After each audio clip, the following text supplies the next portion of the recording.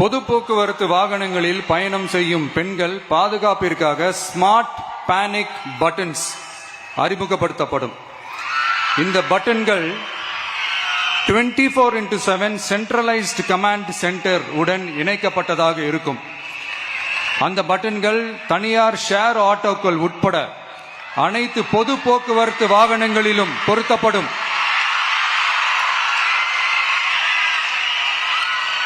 இந்த பட்டன்கள் வழியாக 5 நிமிடத்தில் பதிலும் பாதுகாப்பும் உறுதி செய்யப்படும். சிசிடிவி கேமராக்களும் விளக்குகளும் வெளிச்சமும் இல்லாத இடங்களே இல்லை என்ற வகையில் 0 டார்க் ஸ்பாட்ஸ் உருவாக்கப்படும்.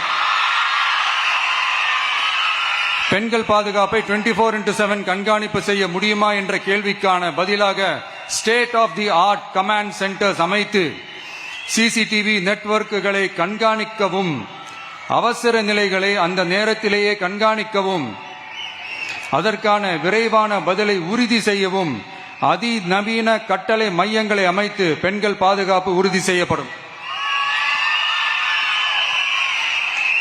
அடுத்து, பெண்களுக்கு மிகவும் தேவையான நாட்களில் பொது விநியோகம் நடக்கும் இடங்களான ரேஷன் கடைகள் மற்றும் பள்ளிகள் கல்லூரிகள் மூலம் அனைத்து பெண்களுக்கும் விலையில்லா சானிட்டரி பேட்ஸ்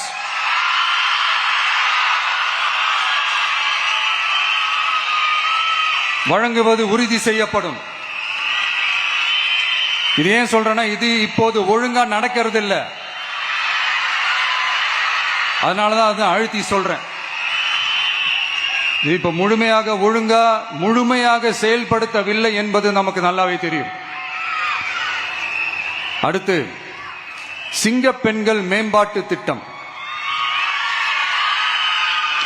நிலுவையில் உள்ள கடன்களை திருப்பி செலுத்துவதன் மூலமும் பெண்கள் நடத்தும் சுய உதவி குழுக்களுக்கு 5 லட்சம் வரை வட்டியில்லா நிதியை வழங்குவதன் மூலமும்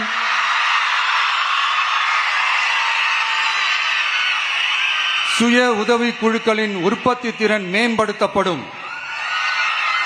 சுய உதவி குழுக்களில் இருந்து பதிவு செய்யப்பட்ட MSMEகளாக மாறுபவர்களுக்கு ஆண்டுதோறும் 5 லட்சம் வழங்கப்படும். அதாவது 100% மானியமாகவே வழங்கப்படும்.